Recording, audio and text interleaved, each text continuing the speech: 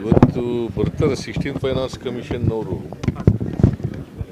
ನಾಳೆ ಬರ್ತಾ ಇದ್ದಾರೆ. ನಾಳೆ ನನ್ನನ್ನು ಭೇಟಿ ಮಾಡ್ತಾರೆ ಮತ್ತು ನಮ್ಮ ಆಫೀಸರ್ಸ್ಗಳನ್ನೆಲ್ಲ ಭೇಟಿ ಮಾಡ್ತಾರೆ.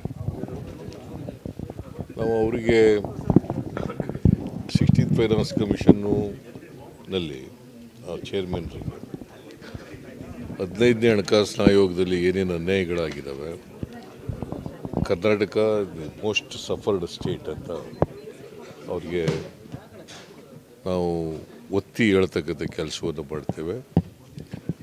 ಮತ್ತು ಡೆವಲ್ಯೂಷನ್ನಲ್ಲಿ ಹೆಚ್ಚು ಕೊಡಬೇಕು ಅಂತಕ್ಕಂಥದ್ದು ಕೂಡ ಒತ್ತಾಯ ಮಾಡ್ತೀವಿ.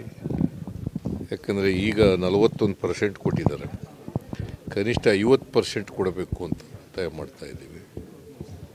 50% ಒಟ್ಟು ಟ್ಯಾಕ್ಸ್ ಡೆವಲ್ಯೂಷನ್ನಲ್ಲಿ 50% ರಾಜ್ಯಗಳಿಗೆ ಅಂತ ಒತ್ತಾಯ ಮಾಡ್ತಕ್ಕಂಥದ್ದು. ಜೊತೆಗೆ ಸೆಸ್ಸು ಮತ್ತು ಸರ್ಚಾರ್ಜ್ ಅದನ್ನು ಅವರೇ ವಸೂಲು ಮಾಡಿ ಇಟ್ಕೋತಾರೆ. ಅದರಲ್ಲಿ ರಾಜ್ಯಗಳಿಗೂ ಕೂಡ ಪಾಲು ಕೊಡಬೇಕು ಅಂತಕ್ಕಂಥ ಒತ್ತಾಯವನ್ನು ಮಾಡ್ತೀವಿ. ಬಿಕಾಸ್ ಈಗ ಸೆಸ್ಸು ಸರ್ಚಾರ್ಜು ಜಾಸ್ತಿ ಆಗ್ತಾಯಿದೆ, ಡೆವಲ್ಯೂಷನ್ಗೆ ಟ್ಯಾಕ್ಸು ಕಡಿಮೆ ಆಗ್ತಾಯಿದೆ. ಅದಕ್ಕೋಸ್ಕರ ಅದನ್ನು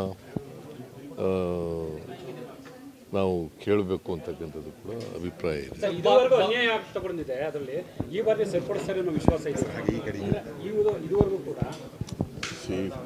ಫೈನಾನ್ಸ್ ಕಮಿಷನ್ನು ಅದು ಕಾನ್ಸ್ಟಿಟ್ಯೂಷನಲ್ ಬಾಡಿ, ಯಾವಾಗಲೂ ಕೂಡ ವಿಶ್ವಾಸ ಇದ್ದೇ ಇರ್ತದೆ.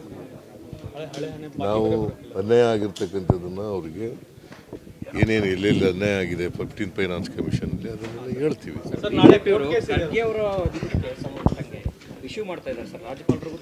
ನೋಡಿ, ಅದು ಕಾನೂನು ಪ್ರಕಾರ ಮಾಡಿದ್ದೀವಿ. ಅವ್ರಿಗೆ ಟ್ರಸ್ಟಿಗೆ 5 ಎಕರೆ ಜಮೀನು ಕೊಟ್ಟಿದ್ದೀವಿ, ದುಡ್ಡು ತಗೊಂಡು ಕೊಟ್ಟಿದ್ದೀವಿ. ಗೊತ್ತಾಯ್ತಾ? ಅದು ಕಾನೂನು ಪ್ರಕಾರ ಮಾಡಿರೋದ್ರಿಂದ ಅದನ್ನು ಇಶ್ಯೂ ಮಾಡಬೇಕಾದಂಥ ಅಗತ್ಯ ಇಲ್ಲ. ಹಾಗಾದರೆ ಇವ್ರ ಕಾಲದಲ್ಲಿ ಚಾಣಕ್ಯ ಯೂನಿವರ್ಸಿಟಿಗೆಲ್ಲ ಜಮೀನು ಕೊಟ್ಬಿಟ್ರು, 100 ಎಕರೆ ಕೊಟ್ಟರಲ್ರಿ. ಬೇರೆ ಬೇರೆ ಟ್ರಸ್ಟ್ಗಳಿಗೆಲ್ಲ RSS ಟ್ರಸ್ಟ್ಗಳಿಗೆಲ್ಲ ಕೊಟ್ಟರಲ್ಲ, ಅದಕ್ಕೇನು ಹೇಳ್ತಾರೆ?